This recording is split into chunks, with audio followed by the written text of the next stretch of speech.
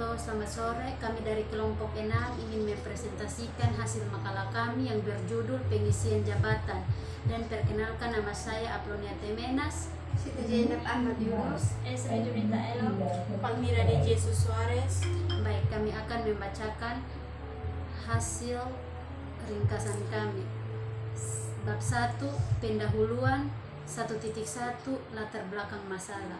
Pengisian jabatan adalah kegiatan untuk memperoleh karyawan yang efektif yang akan mengisi jabatan-jabatan kosong di organisasi perusahaan. 1.2 rumusan masalah.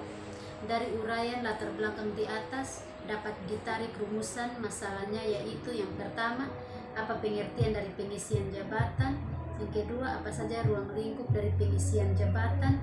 Yang ketiga, apa tujuan dari pengisian jabatan. Yang keempat, apa yang dimaksud dengan perencanaan atau planning. Yang kelima, bagaimana cara untuk membangun sebuah organisasi dalam kegiatan perencanaan produksi. 1.3 tujuan penulisan. Sesuai dengan masalah yang dihadapi, makalah ini bertujuan untuk yang pertama, mengetahui pengertian pengisian jabatan. Yang kedua, mengetahui ruang lingkup dari pengisian jabatan. Yang ketiga, mengetahui apa saja yang termaksud ke dalam pengisian jabatan. Yang keempat, mengetahui tujuan dari pengisian jabatan. Yang kelima, mengetahui bagaimana cara untuk membangun sebuah organisasi dalam kegiatan perencanaan produksi. Bab 2, pembahasan. 2.1 pengertian dari pengisian jabatan. Pengisian jabatan atau staffing adalah kegiatan untuk memperoleh karyawan yang efektif yang akan mengisi jabatan-jabatan kosong di organisasi perusahaan. 2.2 ruang lingkup pengisian jabatan.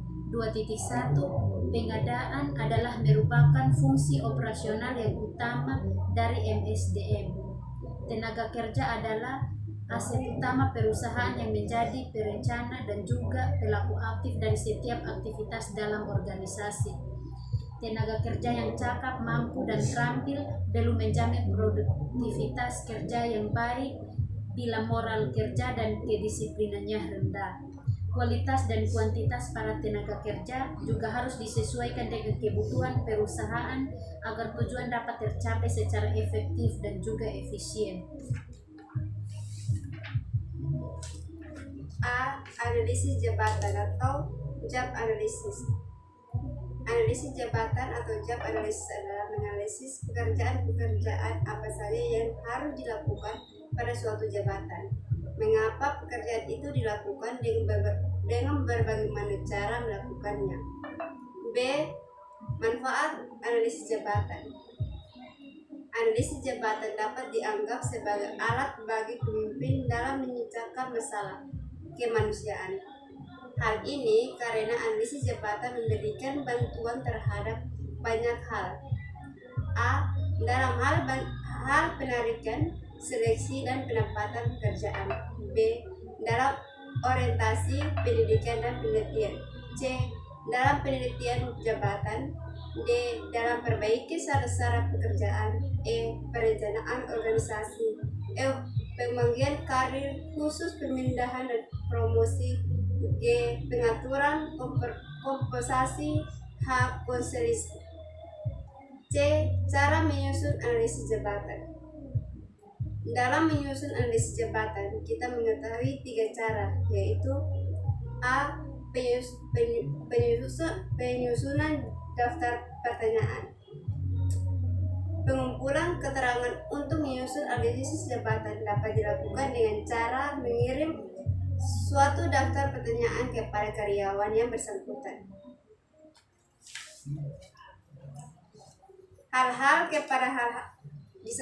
Diataskan kepada hal-hal yang penting saja, misalnya pemberian gambaran yang jelas mengenai A. Apa yang dikerjakan oleh bersangkutan. B. Bagaimana cara yang bersangkutan mengerjakan pekerjaan. C. Mengapa yang bersangkutan mengerjakan pekerjaan tersebut. D. Keterampilan apa yang diperlukan untuk mengerjakan pekerjaan tersebut. B. Wawancara interview. Cara lain untuk mendapatkan informasi mengenai jabatan ini adalah dengan cara menanyakan langsung kepada karyawan atau atasan dari karyawan yang melaksanakan tugas tersebut. Pengumpulan keterangan untuk analisis jabatan melalui wawancara sering diikuti dengan pinjaman oleh penganalisis jabatan. 2.2 Penarikan. Penarikan adalah kegiatan mencari dan mempengaruhi tenaga kerja agar mau melamar lowongan pekerjaan yang masih kosong di perusahaan. Kegiatan mencari dan mempengaruhi tenaga kerja agar mau melamar lowongan pekerjaan yang masih kosong di perusahaan dapat dipengaruhi oleh beberapa faktor, yaitu A. Balas jasa, B. Status karyawan, C. Kesempatan promosi, J. Job posisi, E. Metode penarikan, F. Penawaran tenaga kerja. Sumber-sumber penarikan karyawan. A. Sumber internal. Karyawan yang akan mengisi lowongan jabatan yang ditarik dari karyawan yang telah ada dalam perusahaan. Demosi yaitu mutasi dan cara penurunan pangkat atau jabatan seseorang karyawan. Promosi adalah mutasi dengan menaikkan pangkat atau jabatan seseorang sehingga authority dan reporti semakin besar, biasanya diikuti dengan kenaikan pendapatan. Dasar-dasar promosi yaitu senioritas, yaitu promosi yang didasarkan pada lambannya pengalaman kerja seseorang karyawan. Ability, yaitu promosi yang didasarkan atas kesepakatan seseorang yang kecakapan lebih baik mendapatkan prioritas pertama untuk dipromosikan. Kompetensi, senioritas dan ability adalah promosi yang dilakukan berdasarkan lambaganya, masa kerja dan tingkat pendidikan formal melalui ujian kenaikan golongan. Mutasi horizontal adalah pemindahan seseorang karyawan dari suatu jabatan ke jabatan lain, tetapi pengangkatan tetap hanya pekerjaan yang berbeda. B. Sumber eksternal. Untuk mengisi lowongan jabatan yang kosong ditarik orang-orang dari luar perusahaan, yaitu yang pertama lembaga pendidikan, yang kedua kantor penempatan kerja, yang ketiga pusat tenaga kerja, dan yang keempat nepotisme atau kawan-kawan karyawan. 2.3 Seleksi. Seleksi adalah serangkaian kegiatan yang dilaksanakan untuk memutuskan apakah seorang pelamar diterima atau ditolak tetap atau tidaknya seorang pekerja ditempatkan pada posisi-posisi tertentu yang ada dalam organisasi perusahaan tersebut. Dasar seleksi. Dasar seleksi adalah job specification dari perusahaan bersangkutan. Metode seleksi. Yang pertama, metode non-ilmiah. Seleksi yang dilaksanakan tidak didasarkan kepada kriteria atau standar atau spesifikasi kebutuhan nyata pekerjaan atau jabatan, tetapi hanya didasarkan kepada perkiraan dan pengalaman saja. Yang kedua, metode ilmiah. Seleksi yang didasarkan kepada ilmu pengetahuan dan kebutuhan nyata jabatan yang akan diisi serta berpedoman kepada kriteria, spesifikasi, dan standar-standar tertentu. Sistem seleksi. Yang pertama, successive hurdles.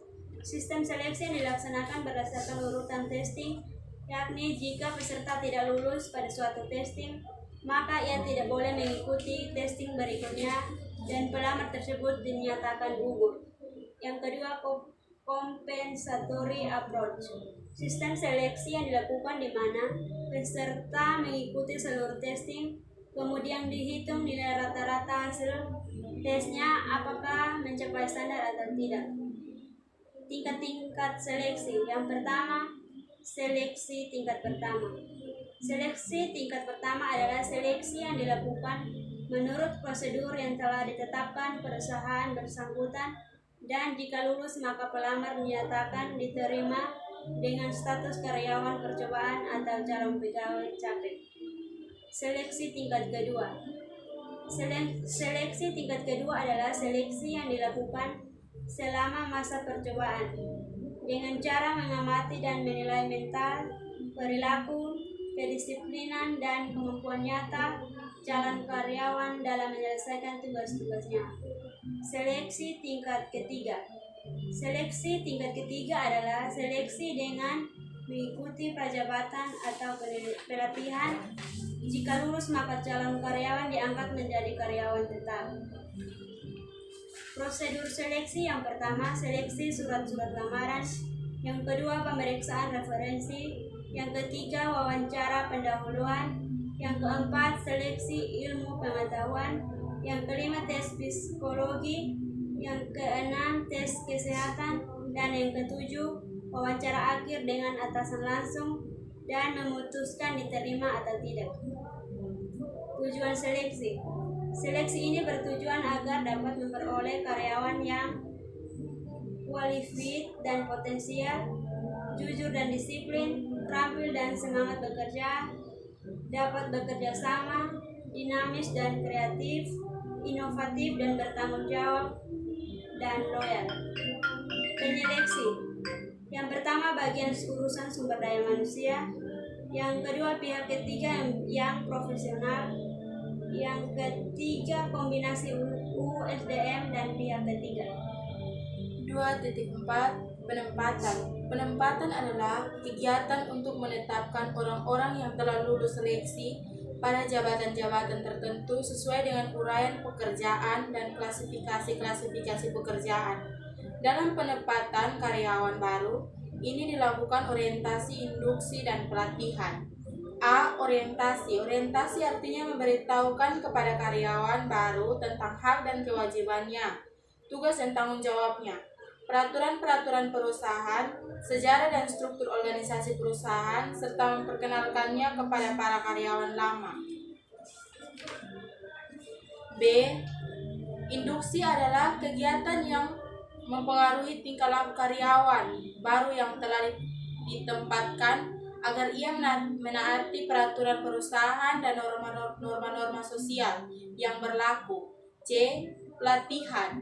Pelatihan atau training karyawan perlu dilakukan untuk meningkatkan efisiensi dan efektivitas kerjanya. Pelatihan ini memerlukan biaya, tetapi biaya-biaya ini menjadi investasi jangka panjang dibanding sumber daya manusia bagi perusahaan yang bersangkutan. Pelatihan adalah proses peningkatan kemampuan teknis dan moral kerja karyawan operasional sesuai dengan kebutuhan tugas-tugasnya. Pemberhentian atau separation adalah putusnya hubungan kerja seorang karyawan dengan suatu perusahaan. Pemberhentian karyawan disebabkan oleh keinginan perusahaan, keinginan karyawan, kontrak kerja habis, peraturan pemburuan, pensiun, dan atau meninggal dunia. Setiap karyawan yang berhenti selalu membawa biaya-biaya seperti biaya penarikan, seleksi, dan pelatihan yang merugikan perusahaan.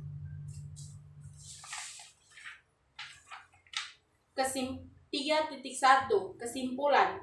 Fungsi pengisian jabatan adalah kegiatan untuk memperoleh karyawan yang efektif yang akan mengisi jabatan-jabatan kosong di organisasi perusahaan. Pengisian jabatan ini bertujuan agar semua jabatan ada pejabatnya yang akan melaksanakan tugas-tugas pada setiap jabatan tersebut sehingga sasaran perusahaan tercapai. Setiap organisasi perlu melakukan suatu perencanaan dalam setiap kegiatan organisasinya, baik perencanaannya produksi, perencanaan rekrutmen karyawan baru, program penjualan produk baru, maupun perencanaan anggaran. Perencanaan planning merupakan proses dasar bagi organisasi untuk memilih sasaran dan menetapkan bagian cara mencapainya. Oleh karena itu, perusahaan harus menetapkan tujuan dan sasaran yang hendak dicapai sebelum melakukan proses-proses perencanaannya. Dalam fungsi pengisian jabatan, yang baik dan benar, maka harus memenuhi ketentuan dan syarat-syarat tertentu, yaitu dengan mengadakan pengadaan, perekrutan, penyeleksian, penempatan, dan pemberhentian pekerjaan. Penelitian merumuskan masalah yang hendak diselesaikan dalam penelitian ini adalah bagaimana penerapan prinsip transparansi dalam seleksi jabatan pemimpin tinggi pertama, mekanisme yang menjamin sistem keterbukaan dalam seleksi jabatan pemimpin tinggi pertama dilakukan oleh seluruh pejabat di lingkungan pemerintahan. Pejabat yang sudah sesuai dengan kriteria diwajibkan untuk mengikuti seleksi jabatan guna merotasi tata kelola pemerintah untuk tercapainya di lingkungan pemerintahan. 3.2 Saran. Dalam sebuah fungsi pengisian jabatan perlu memperhatikan ruang lingkup dalam pengisian jabatan agar perusahaan dapat berjalan sesuai yang diharapkan. Demikian presentasi kami. Sekian dan terima kasih.